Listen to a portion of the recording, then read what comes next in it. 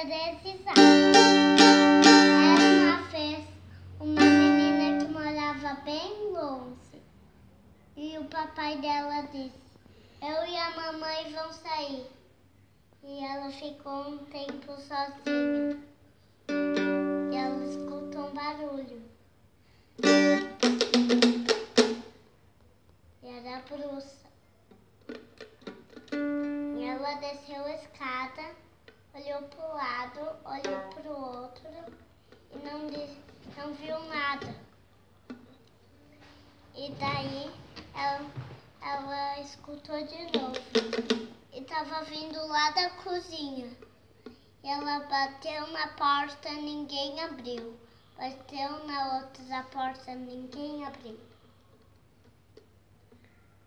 E daí pegou a saveta, abriu a porta devagar e tinha a bruxa, uma faca na mão. E ela disse assim: ô bruxa, o que você está fazendo com essa faca na mão? Ela disse: passando